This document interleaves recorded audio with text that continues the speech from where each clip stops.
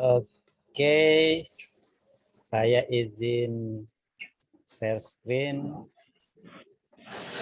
Filenya teman-teman mungkin sudah terima, sudah di-download, kemudian sudah dilihat-lihat. Kurang lebih file PowerPoint ini, presentasi ini itu detailnya ada di yang file PDF yang judulnya pendahuluan atau konsep dasar atau apa itu yang punya yang di pertemuan kedua yang saya share di e-learning. Terkait materi ini, saya ingin menceritakan membahas tentang apa itu statistik, dan kenapa kita perlu belajar statistika. Untuk tujuannya, kenapa kita perlu belajar statistika?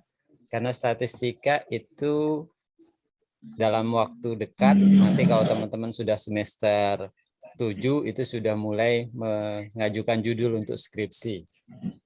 Jadi keperluannya kenapa belajar statistika untuk keperluan skripsi. Kenapa skripsi pakai statistika? Nah, ini alasannya kenapa.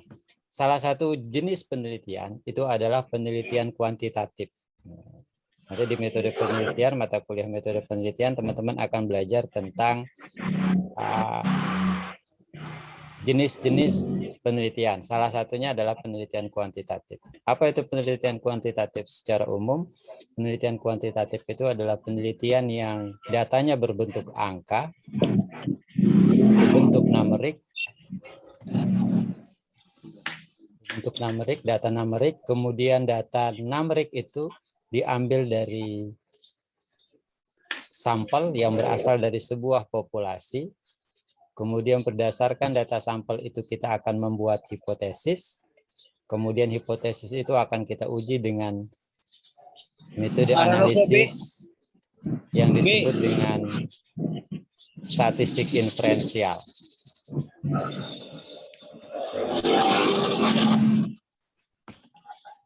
Terus seperti apa penelitian kuantitatif? Contoh penelitian kuantitatif itu misalkan seperti ini. Ini adalah data dari sebuah penelitian. Kalau kita ngelihat judulnya, kalau kita lihat dari tabel ini, itu ada 3 variabel. Nah, variabel yang pertama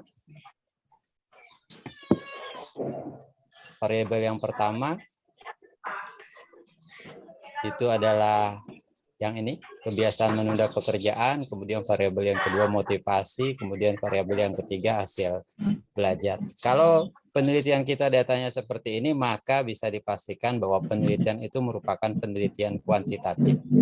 Kenapa disebut kuantitatif? Karena datanya berbentuk angka, respondennya ini itu diambil dari sampel dari sebuah populasi. Nah, kemudian berdasarkan data ini nanti kita akan buat hipotesis dan kita akan uji hipotesis itu menggunakan statistik inferensial. Apa saja statistik inferensial? Itu nanti akan kita bahas di slide berikutnya.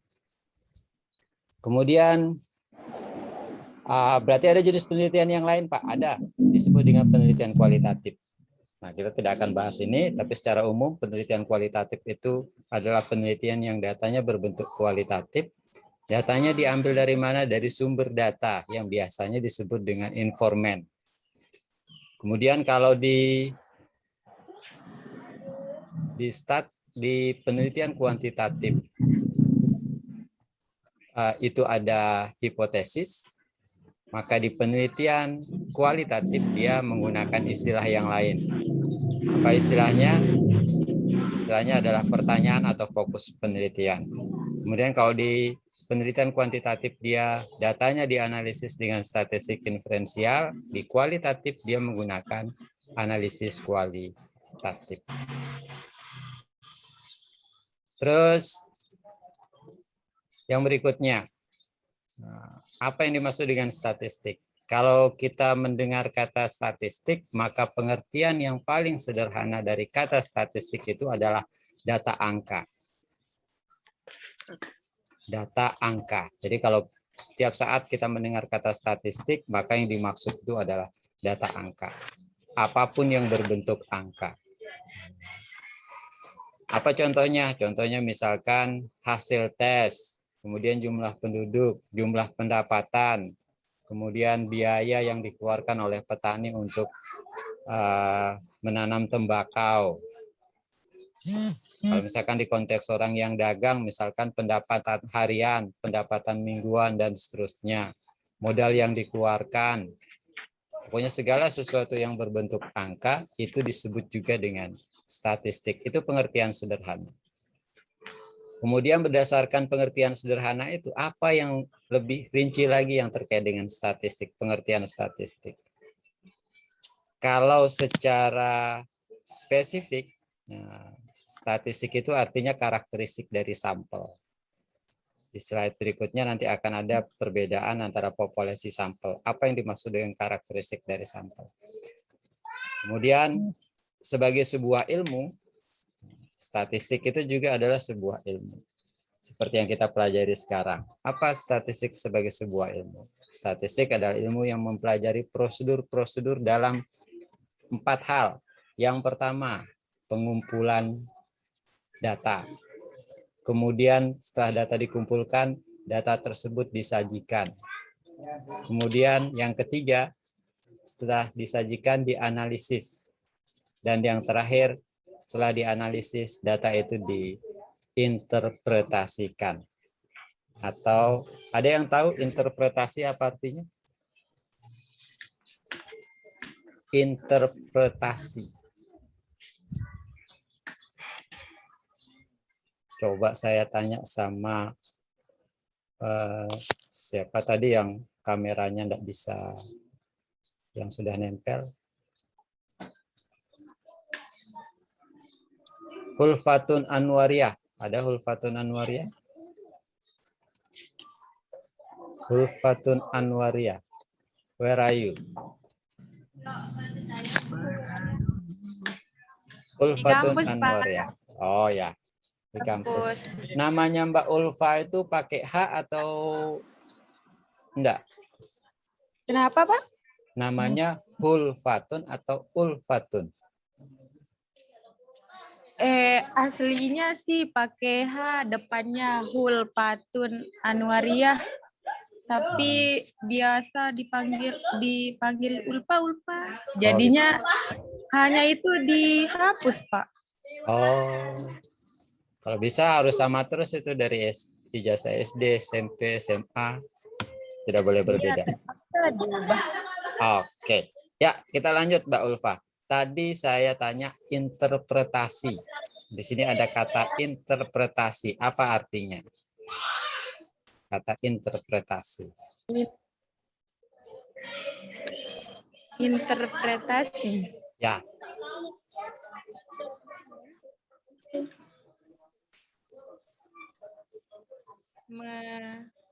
Penafsiran, Pak. Siapa yang jawab? Ulfa ya? Mila, kalau nggak ditanya nggak boleh jawab. Wah, yang ditanya yang jawab.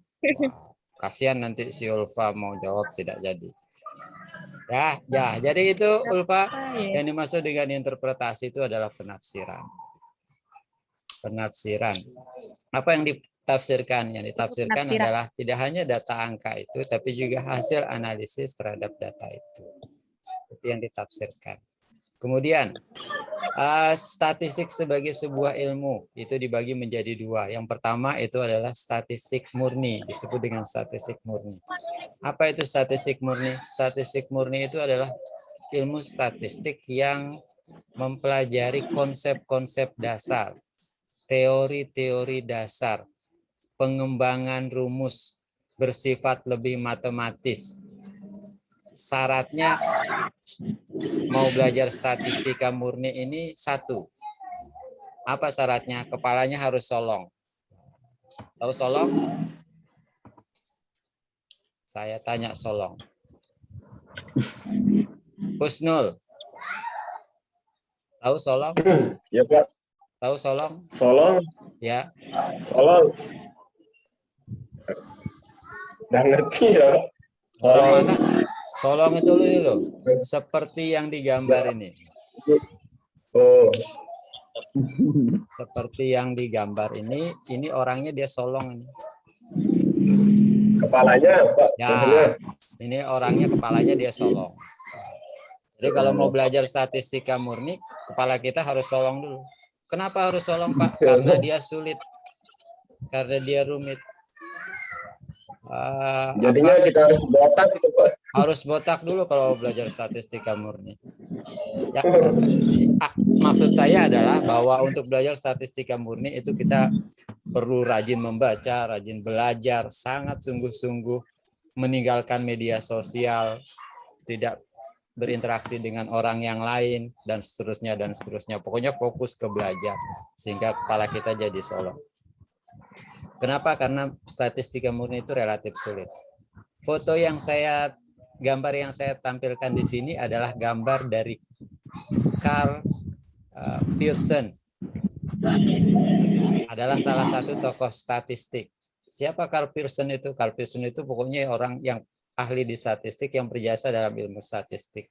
Salah satu rumus yang paling sering dipakai sebagai pijakan untuk konsep-konsep statistik yang lain yang dilahirkan, yang diciptakan oleh Carl Pearson ini adalah disebut dengan korelasi product moment. Korelasi product moment. Nanti kalau teman-teman lihat skripsi-skripsi yang ada di mana? Di prodi kita atau di FIP umumnya, itu sebagian besar menggunakan analisis korelasi yang disebut dengan korelasi product moment. Siapa yang menemukan korelasi product moment ini? Ya ini dia orangnya. Namanya Carl Pearson atau disebut dengan Pearson saja. Sehingga product moment itu sering disingkat dengan Pearson product moment. Jadi kita di mata kuliah ini tidak belajar statistika murni ya. Kenapa? Karena dia relatif sulit. Kita akan belajar versi statistika yang lebih mudah. Karena dia mudah, maka foto yang saya tampilkan di sini ada anak kecil dengan senyumnya. Jadi teman-teman kalau belajar tidak usah sungguh-sungguh, tidak usah sampai solong atau botak. Insya Allah bisa, yang penting mau membaca, yang penting mau belajar. Yang kita pelajari statistika, ilmu statistika di mata kuliah ini adalah statistika terapan. Kenapa disebut terapkan? Karena kita tidak memikirkan rumus. Kita tidak memikirkan rumus itu dapat dari mana, pengembangannya seperti apa, dasarnya apa, logika matematikanya seperti apa. Tidak perlu memikirkan itu. Kita cukup melihat buku statistik. Oh, kalau kita punya dua variabel, satu bebas, satu terikat, maka rumus yang dipakai adalah ini. Tinggal menerapkan, tinggal menggunakan. Itu yang kita pelajari di mata kuliah ini. Sehingga kita tidak perlu susah-susah berpikir tentang rumus, tentang konsep dasar, tentang teori, tentang pengembangan rumus, dan seterusnya. Kita tinggal memakai apa yang sudah ada. Karena itu disebut dengan statistik terapan. Jadi tidak ada alasan bagi teman-teman untuk tidak bisa. Tidak bisa itu pasti penyebabnya satu, tidak belajar. Tapi kalau belajar, apapun itu pasti bisa. Kemudian, apa isi dari statistika terapan? Ada dua isinya. Yang pertama adalah statistik deskriptif. Apa statistik deskriptif? Statistik deskriptif itu adalah statistik yang tujuannya adalah memberikan gambaran tentang data. Ini karena pakai mouse jadi kurang bagus nih. Gambaran tentang data, kemudian selain menggambarkan data, statistik deskriptif itu bertujuan untuk menyajikan data. Jadi di statistik terapan kita akan belajar yang pertama statistik deskriptif, kemudian yang kedua statistik inferensial. Statistik inferensial apa? Intinya di statistik inferensial itu ada hipotesis. Hipotesis. Kita ada uji hipotesis. Lebih banyak rumus. Lebih banyak rumus. Di bagian akhir dari perkuliahan ini, beberapa pertemuan terakhir itu semuanya kebanyakan kita akan belajar tentang statistik inferensial. Itu pembagian dari statistik terapan. Ada dua, yaitu statistik deskriptif sama statistik inferensial. Sebenarnya masih ada lagi pembagiannya. Statistik inferensial itu dia dibagi menjadi dua. Apa itu statistik pembagian statistik inferensial? Dia dibagi menjadi statistik parametrik sama non-parametrik. Secara umum, kalau parametrik itu adalah statistik yang ada syarat tertentu yang harus kita penuhi sebelum dianalisis, digunakan. Sedangkan non-parametrik kalau syarat itu tidak terpenuhi. Apa contohnya? Ada yang namanya normalitas, ada yang namanya homogenitas varian, ada sampel random. Teman-teman pernah mendengar istilah sampel? Sampel. Saya tulis dulu. Sampel.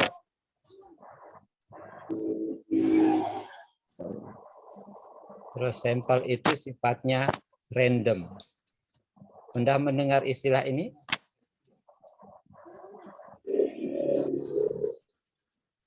Nggak salah, sampel itu contoh.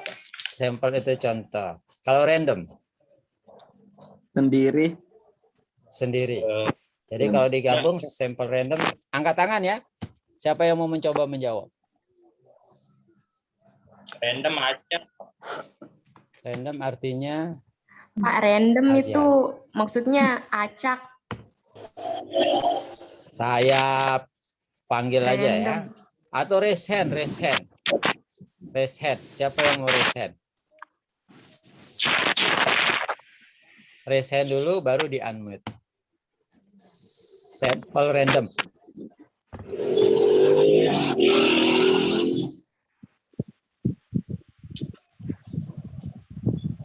Mengatur ulang. Mengatur ulang. Angkat tangan dulu dong.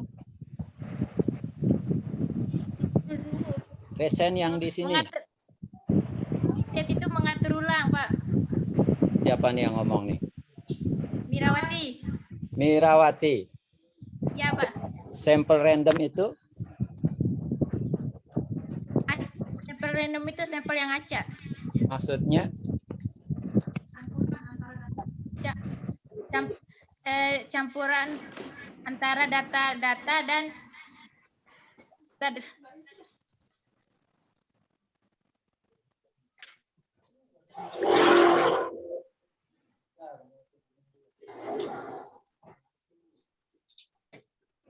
Oke, itu Mira. Tadi siapa lagi yang resen?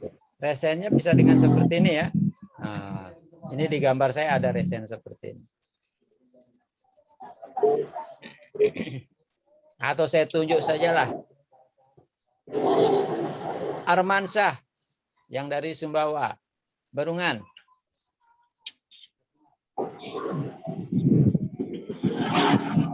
Mic-nya unmute dulu, Mas. Ya. Sehat, Mas? Ya. Sampel random. Apa itu sampel random? Sampel random kayaknya pengacakan. Armansyah. Gimana random, Mas? Kayak apa namanya pengacakan, Pak? Pengacakan. Jadi kalau sampel random artinya Apa sampelnya? Apa ya? Kurang tahu, Pak. kurang tahu. Armansyah. Terus tadi Isma Aswari. Gimana Mbak Isma? Sampel random. Jadi sampel random itu menurut saya ya ini suatu bagian dari keseluruhan populasi yang diambil secara acak dengan menggunakan metode tertentu. Oke, itu sampel random. Jadi random itu artinya acak. Ada yang tahu nggak arti acak itu seperti apa?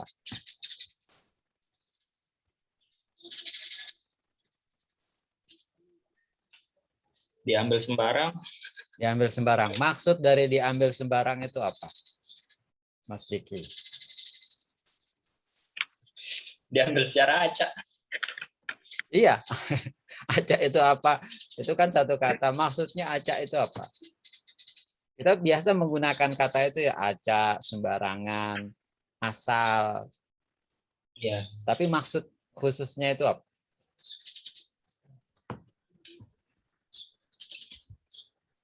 Tidak Maksud. berurut dan tidak tersusun. Siapa yang jawab tadi? Yona ya? Yona. Yona, gimana Mbak? Tidak berurut dan tidak tersusun. Tidak berurut dan tidak tersusun. Ya bolehlah, tidak berurut dan tidak tersusun. Itu acak. Tapi yang dimaksud dengan acak itu adalah setiap anggota populasi memiliki kesempatan yang sama untuk terpilih sebagai anggota sampel. Contoh, kita nih misalkan ada 18 orang, anggaplah ini sebuah populasi. Saya mau ngambil sampel secara acak. Apa artinya? Saya tidak boleh pilih-pilih berdasarkan subjektivitas saya. Setiap orang dari 18 yang ada di Zoom ini memiliki kesempatan yang sama untuk terpilih. Nah, itu pengertian dari acak atau random. Oke, terus kalau ditanya pokoknya jawab aja, jangan takut salah. Karena menjawab lebih baik daripada tidak menjawab. Kalau salah gimana Pak? Nggak apa-apa.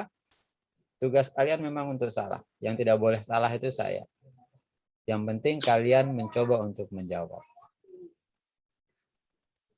Itu sampel acak. Nah, jadi statistik inferensial itu diambil dari sampelnya seperti apa, sampelnya yang bersifat acak atau random. Itu kalau di statistik parametrik, jadi ada syaratnya. Jadi kalau tidak diambil secara acak, dia dianalisis menggunakan statistik non parametrik. Ini beberapa contoh statistik deskriptif sama inferensial. Ada tabel distribusi frekuensi, ukuran pemusatan data, dan seterusnya. Statistik parametrik ada uji T atau t-test. Kemudian ada analisis varian, ada korelasi PM. PM itu product moment yang dari Pearson yang gambarnya di atas tadi. Dan seterusnya. Kemudian kalau yang non-parametrik ada Mann-Whitney, Wilcoxon, Rank, Spearman, dan seterusnya. Apa yang dimaksud dengan masing-masing analisis? Nanti ada sesi tersendiri kita akan membahas.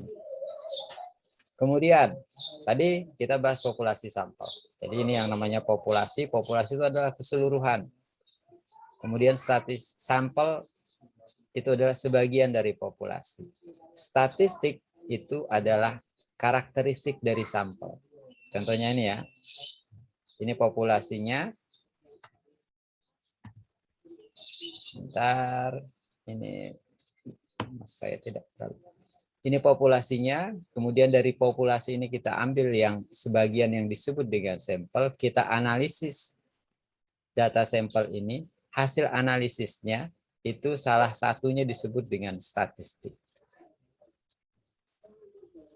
Kalau kita analisis data sampel ini disebut dengan statistik. Apa contoh analisisnya? Misalkan kita cari rata-ratanya. Dari 4 orang ini kita hitung rata-ratanya. Rata-rata dari 4 orang ini disebut dengan statistik. Berarti kita bisa juga Pak menghitung rata-rata dari populasi. Iya, di sini juga bisa kita hitung rata-ratanya. Nilai rata-rata misalkan. Kalau rata-ratanya berasal dari populasi, maka dia disebut dengan parameter. Jadi ada 2 istilah yang teman-teman harus pahami. Yang pertama adalah parameter, kemudian yang kedua adalah statistik. Statistik itu adalah ciri dari sampel, sedangkan parameter itu adalah ciri dari populasi. Itu yang populasi sampel. Dan ilmu statistika itu biasanya membahas data sampel, bukan data populasi. Kalau dia mau menguji hipotesis, maka yang diuji adalah data yang dari sampel. Bukan dari populasi. Jadi kalau teman-teman nanti melakukan penelitian terus ada analisis inferensialnya, ada uji hipotesisnya, maka datanya itu harus diambil dari sampel.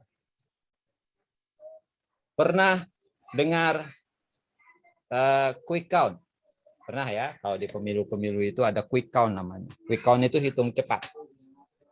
Nah, di quick count itu yang dianalisis itu adalah data sampel. Diambil dari populasi. Jadi di quick count itu dia menggunakan statistika untuk menganalisis data. Itu populasi dan sampel. Kemudian ada lagi yang namanya skala pengukuran. Ada yang namanya skala pengukuran. Jadi kalau skala data itu bisa dibagi menjadi 4 skala. Yang pertama adalah nominal, kemudian ada ordinal, interval, sama rasio. Pemahaman tentang skala data ini sangat penting. Kalau teman-teman salah memahami skala data, maka bisa salah dalam menentukan metode analisis. Kenapa? Karena metode analisis itu antara lain ditentukan oleh skala datanya. Contoh misalkan, nama pelanggan untuk yang nominal, ada jenis kelamin, alamat pelanggan, dan menu makanan. Misalkan saya ambil jenis kelamin. Jenis kelamin laki dan perempuan. Kemudian yang laki saya kasih kode, karena statistik itu angka. Laki-laki saya kasih kode dengan 1, kemudian perempuan saya kasih kode dengan 2. Ini sudah data angka namanya. Bisa dianalisis dengan statistik, Pak? Bisa. Tapi metode analisisnya harus tepat. Bisa tidak saya analisis skala data nominal ini dengan UJT misalkan? Tidak bisa. Kenapa? Karena UJT itu minimal dia harus interval. Minimal harus interval. Jadi kalau dia nominal, dia tidak bisa dipakai dianalisis dengan UJT. Dia baru bisa dianalisis pakai metode analisis yang lain. Misalkan karena dia kategori. Nah, karena dia nominal, maka disebut juga dengan kategori. Kenapa kategori? Karena dia hanya ingin membedakan. Oh, laki-laki itu kodenya 1, kategori nomor kategorinya 1, perempuan nomor kategorinya 2. Hanya untuk membedakan saja. Demikian juga dengan ordinal. Kalau interval membedakan enggak? Membedakan juga, tapi ada informasi lain yang lebih lengkap. Seperti apa rinciannya? Rincian dari setiap skala data, perbedaannya seperti ini. Ada 4 skala data, nominal, ordinal, interval, rasio. Nominal itu fungsinya hanya untuk membedakan. Tapi dia tidak menunjukkan tingkatan. Tidak ada interval. Maksudnya itu jarak. Kemudian tidak mempunyai nol mutlak. Membedakan. Jadi hanya untuk membedakan. Tadi laki-laki dan perempuan. Laki-laki kode 1, perempuan kode 2. 1 dan 2 itu hanya untuk membedakan saja. Oh, 1 untuk laki-laki, 2 untuk perempuan. Apakah 1, 2 itu ada tingkatan? 1 lebih tinggi daripada 2? Tidak. Tidak ada tingkatan seperti itu.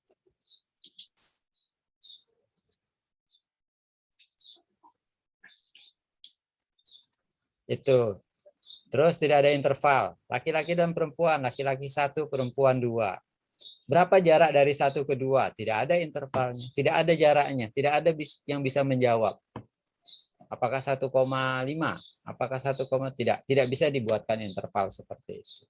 Terus tidak ada nol mutlak. Nol mutlak itu berarti dia ada 0, tapi cuman 0 apa ya? 0 abstrak. Nah, kalau nominal juga tidak ada 0. Misalkan tadi laki-laki dan perempuan. Laki-laki saya kasih kode 0, perempuan saya kasih kode 1. Apakah 0 itu berarti artinya tidak ada? Tidak. Itu hanya untuk kode. Hanya untuk label. Terus skala data yang kedua ordinal. Nah, kalau ordinal informasi yang disampaikan lebih banyak. Dia untuk membedakan, juga untuk menunjukkan tingkatan. Apa contohnya? Misalkan kelas. Kelas 7, 8, 9. 7, 8, 9. Nah, nomor kelas itu dia fungsinya untuk membedakan, tapi juga untuk menunjukkan tingkatan. Kelas 7 dia berarti di bawah, kelas 8 dia ada di atas, 9 lagi ada di atas. Jadi tidak hanya membedakan, tapi juga untuk menunjukkan tingkatan. Apa yang lain? Contohnya misalkan kita mengkategorikan status IP. Ya, nggak usah IP lah. Contoh yang lain misalkan status COVID. status COVID. Jadi COVID ada yang PPKM level 4, ada yang 3, ada yang 2. Itu fungsi nomor-nomor itu selain untuk membedakan, dia juga untuk menunjukkan tingkatan. Tapi dia tidak menunjukkan ada interval, juga tidak menunjukkan adanya nilai nol mutlak. Terus skala data yang ketiga itu interval. Nah, biasanya kalau kita menganalisis data dengan statistik parametrik, syaratnya itu datanya minimal dia harus interval. Apa itu data interval? Data interval itu adalah data yang tujuannya atau fungsinya atau informasinya itu untuk membedakan.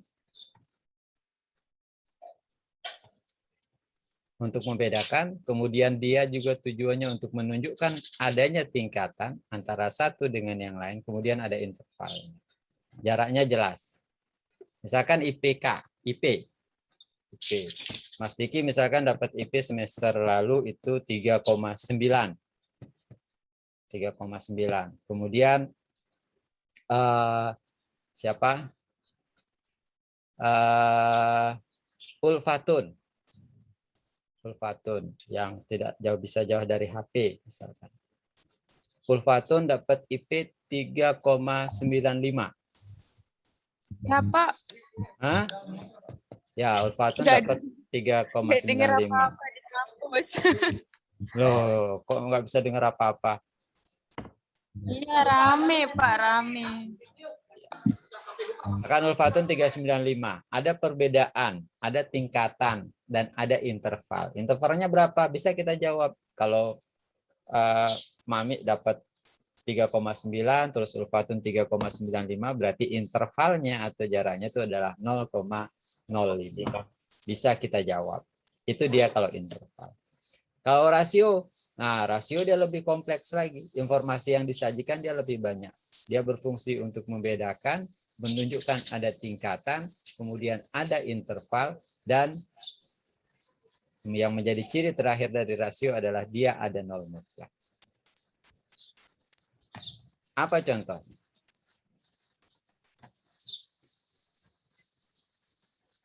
Contohnya adalah, saya hapus dulu. Ini lanjutannya bentuk jenis data. Jadi ada data yang kategorik, ada yang numerik. Nah, ini deskripsinya, kemudian variabel. Variabel itu berarti berhubungan dengan data. Data itu ada diskrit, ada kontinum, atau disebut dengan juga kontinum. Bisa kita sebutkan dengan kontinu. Kalau dia kontinu berarti skala datanya dia interval sama rasio. Sedangkan kalau dia diskrit, itu berarti skala datanya dia nominal sama ordinal. Itu. Terus selanjutnya terkait pembulatan. Ini yang sering ditanyakan kalau di perkuliahan yang sebelumnya, di kakak tingkat teman-teman. Bagaimana cara membulatkannya, Pak? Nah, pembulatan itu bisa diambil 2 angka di belakang koma atau 1 angka di belakang koma. Contoh, 2,56743. Jangan ditulis semua. Kenapa? Karena nanti keburu Inggris datang menjajah kita. Jadi kita harus ringkas dia. Bisa kita ringkas. Ringkasnya bagaimana? Bisa 1 angka belakang koma.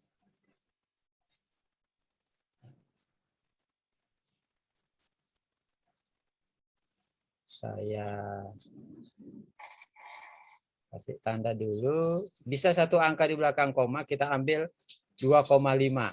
Pembulatannya jadi 2,6. Kenapa 2,6? Karena belakangnya ada 6. Atau 2 angka di belakang koma jadi 2,57. Boleh nggak ditulis 3 saja, Pak? Jangan, nggak boleh. Sama saya jangan pelit-pelit ya. Jadi harus, kalau ada angka di belakang koma, tulislah angka di belakang koma. Boleh 1 angka di belakang koma, boleh 2 angka di belakang koma. Kalau bisa 2. Kalau capek menulis, boleh 1. Contoh yang lain, 4,32365. 4,323. Kalau kita bulatkan jadi 1 angka belakang koma jadi 4,3. Kalau 2 angka di belakang koma jadi 4,32. Boleh ditulis semua enggak, Pak? Enggak usah tulis semua. Kebanyakan. Cukup 1 angka belakang koma atau 2 angka. Ini contoh berikutnya, 857. Kalau satu angka jadi 5,7, kalau dua angka jadi 5,66. Yang tadinya 5 berubah jadi 6. Itu yang pembulatan. Nah, sekarang yang paling sering. Oke, Gugun, bisa di-mute mic-nya. Tadi kita sampai di yang paling sering yang akan kita temukan di perkuliahan kita ini, ada satu simbol yang namanya notasi sigma. Ya. Notasi sigma. Ini dia notasinya.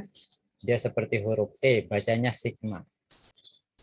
Berarti ada notasi, ada beberapa sih sebenarnya notasi sigma.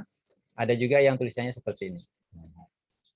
Apa bedanya? Kalau ini dia huruf Yunani tapi kapital. Kalau yang ini huruf Yunani kecil. Bacanya sama, sigma. Sigma.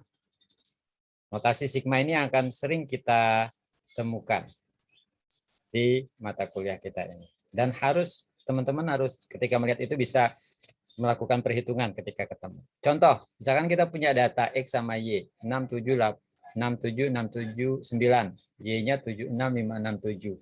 Kalau ditulis sigma X, itu artinya kita jumlahkan semua nilai. 6 tambah 7 tambah 6 tambah 7 tambah 9 sama dengan 35. Kalau sigma Y, berarti 7 tambah 6 tambah 5. 7 ini dapat dari mana? Nah, biasanya kadang-kadang teman-teman ada yang bertanya tuh kakak kelas kalian, 7 yang ini dapat dari mana? 7-nya kembali ke sini. 6 dari mana?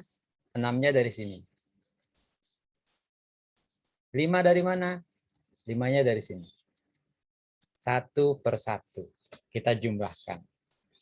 Kalau datanya banyak gimana, Pak? Pakai kalkulator. Ini datanya baru 5. Jadi mudah kalau kita tambahkan langsung. Kita jumlahkan langsung. Tapi kalau udah datanya belasan, puluhan, jangan dihitung pakai kepala, ya. Mbak Isma, jangan dihitung pakai kepala. Jadi kalau dihitung pakai kepala tanpa alat bantu bisa solong. Seperti si Karl Marx tadi. Rambut bisa habis. Pakai kalkulator. Kemudian, itu kalau yang penulisan notasi sigma biasa. Sigma X itu artinya kita jumlahkan semua nilai. Terus bisa juga dia ditulis seperti ini. Sigma X, sigma Y. Kalau teman-teman ketemu yang seperti ini, itu artinya sigma X dikali sigma Y. Berapa sigma X-nya? Sigma X-nya 35. Sigma Y-nya 31. Berarti 35 kali 31. Nah, ini juga jangan dihitung manual. Dibayangkan saja susah. Jangan dibayangkan ya, tapi dihitung. Teman-teman kalau 35 kali 31 kali 31 teman-teman lihat saja. Tatap saja, tataplah angka ini. Tidak akan ketemu hasilnya. Saya jamin tidak akan ketemu hasilnya. Tapi biar ketemu hasilnya harus dihitung. Bagaimana ngitungnya? Pakai kalkulator. Atau dioret-oret. Jangan dioret-oret, lama. Pakai kalkulator. Ketemunya 1085 atau 1085. Itu penulisan yang berikutnya. Kemudian bisa juga ditulis seperti ini. Sigma X dalam kurung pangkat 2. Berarti kita harus tahu dulu sigma X-nya berapa. Sigma X-nya itu ini 35. Baru dipangkatkan dengan 2. Ini juga teman-teman harus hitung dengan kalkulator. Jangan ditatap. Jadi kalau tatap angka jangan. Karena saya jamin teman-teman akan pasti pusing, tambah pusing kalau hanya menatap. Tapi kalau teman-teman menggerakkan tangan teman-teman untuk menghitung, insya Allah tidak pusing. Terus ada sigma Y dalam kurung. Ingat dalam kurungnya terus kuadrat. Sigma Y-nya itu berarti yang ini. Terus dikuadratkan. Ketemunya 961. Ada lagi yang lain. Lebih panjang lagi. Sigma X. Nah, apa bedanya sigma X yang ini dengan yang ini? Di pangkat 2, Bu, Pak. Angka-angkanya. Sama, ya. Kalau yang ini dia ada tanda kurung. Kalau ini Ya. tanpa tanda kurung. Kalau dia tanpa tanda kurung, artinya setiap datanya ini dipangkatkan 2. Semua. Semuanya. 6 pangkat 2, tambah 7 pangkat 2, tambah 6 pangkat 2, dan seterusnya. Ketemunya setelah kita jumlahkan 251. Kalau sudah seperti ini, haram hukumnya teman-teman menghitung pakai otak saja. Ya, dapat dosa. Kenapa dapat dosa? Karena mempersulit diri kalian. Jangan mempersulit diri sendiri. Permudahlah. Karena kenapa? Karena hidup ini sudah susah. Jangan dipersulit. Kadang-kadang di hidup ini kan ada prinsip. Kalau bisa dipersulit, ngapain dipermudah? Pernah lihat iklan rokok yang seperti itu? Di jalan-jalan tuh ada rokok Sampurna Mild. Kalau bisa dibuat ribet, ngapain dibuat simple? Kalau bisa dipersulit, ngapain dipermudah? Nah, jangan pakai prinsip itu ya. Di statistik, kita pakai prinsip permudahlah. Jadi teman-teman jangan hanya menghitung ini dengan pikiran atau orek-orek, tapi pakai alat bantu menghitung. Bisa kalkulator, bisa laptop. Terus berikutnya ada sigma Y tanpa tanda kurung dia kuadrat. Sama seperti yang tadi di atas, itu setiap nilai kita kuadratkan. Temunya seperti ini. Dan yang terakhir itu sigma XY. Nah, apa artinya XY? Artinya kita kalikan setiap nilai X dengan nilai Y, pasangannya. 6 kali 7, terus ditambah lagi 7 kali 6, dan seterusnya. Oke, terus ketemunya 219. Saya mau kasih contoh. Bagaimana kalau kita menghitung, yang jelas ini menghitung dengan alat bantu ya. Ya, teman-teman jangan menghitung dengan pikiran atau oret-oretan, karena dia akan lama. Kalau saya menghitungnya dengan kalkulator atau dengan Excel. Ini sekalian teman-teman biar familiar dengan Excel, apalagi prodi AP. AP itu nanti berhubungan dengan urusan kantor. Software yang teman-teman harus akrab, harus ramah itu adalah Microsoft Excel. Nah, ini mata kuliah ini bisa jadi sarana untuk latihan mengakrabkan diri dengan Excel. Gimana contohnya? Saya coba praktik. Saya stop screen dulu. Saya buka Excel. Terus Excel terbuka.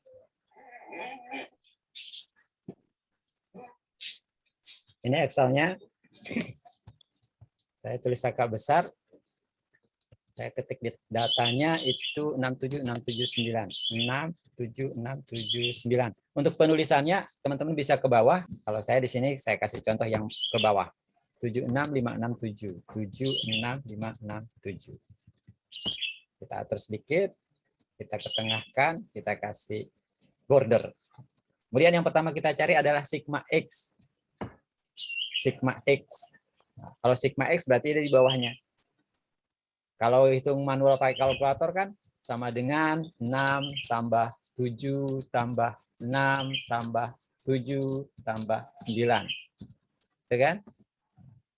Cara yang lain, teman-teman tinggal klik di kanan atas itu ada auto sum. Oke, di sini ada auto sum. Tinggal teman-teman klik di sini saja. Langsung dia menyorot data yang teman-teman mau jumlahkan. Kemudian enter, ketemu 35. Yang kanannya juga caranya seperti itu atau ditarik atau di drag. Ketemu 31. Oke, terus yang kedua. Yang kedua adalah sigma X yang dikuadratkan. Nah, kalau sigma X kuadrat itu seperti ini.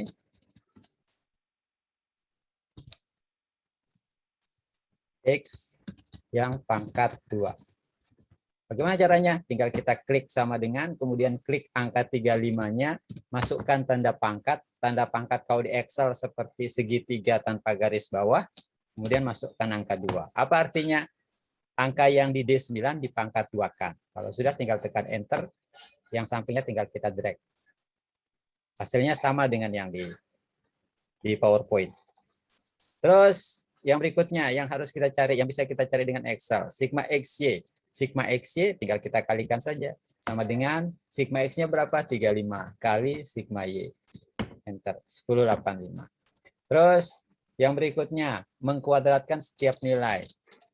Tandanya itu seperti ini. Terus juga sigma Y kuadrat. Sigma X yang dikuadratkan. X yang dikuadratkan. Tinggal kita klik 6, kemudian pangkat 2, enter. Bawah yang Y juga seperti itu, sama dengan klik angkanya, pangkat 2, enter. Bawahnya tinggal kita tarik ke bawah. Kemudian bawahnya, untuk mengetahui jumlahnya, bisa kita blok seperti ini, kemudian auto sum. Ketemu. Udah? Udah ya? Tinggal kita cek apakah ini sama dengan yang Sudah, Pak. di PowerPoint ini atau tidak. Nanti teman-teman coba sendiri. Terus kalau sudah, nanti teman-teman di rumah bisa latihan sendiri ya. Ini tidak usah dikirim. Teman-teman bisa latihan dengan data yang ada di halaman terakhir. Halaman 13. Ada data 1 sampai data 5. Teman-teman coba buat pakai Excel. Ya, jangan ditulis tangan tapi buat pakai Excel. Kalau sudah, minggu depan saya coba cek siapa yang mengerjakan. Oke, itu teman-teman. Ada yang mau ditanyakan?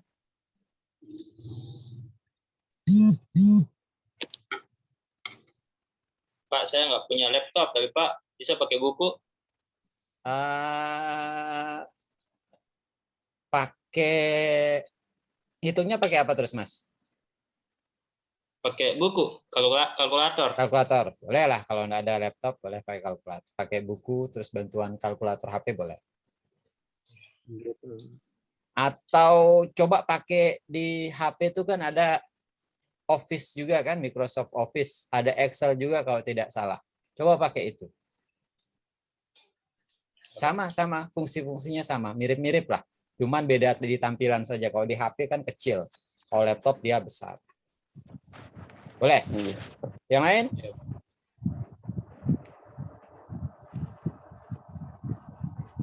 Allah bisa, Pak. Saya. Jadi yang data untuk pemanasan itu coba dikerjakan. Kita ketemu lagi hari, kalau di jadwal saya hari Jumat. Mau online atau offline? Online. Online. Boleh online ya? Online. Boleh online. Dapat biar ngerti. Yang offline-nya minggu depan aja. Ya Pak, minggu depan. Ya. Minggu Ya, Pak, depan ya. hari Selasa kita offline. Insya Allah. Yeay. Insya Allah. Minggu depan insya Allah ya. Semoga kita semua sehat. kita tetap sehat. Ada yang ditanyakan, teman-teman?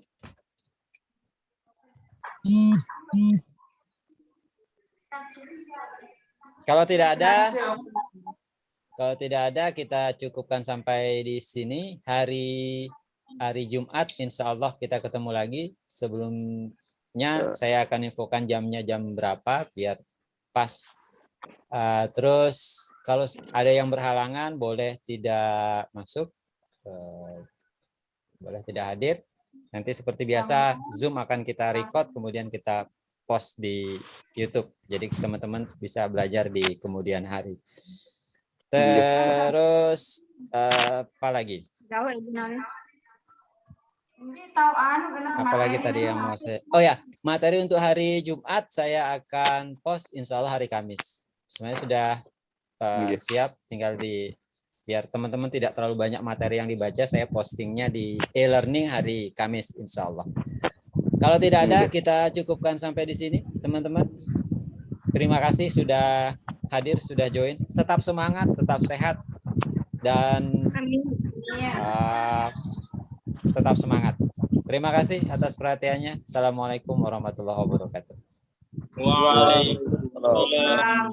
Waalaikumsalam warahmatullahi wabarakatuh. Alhamdulillah.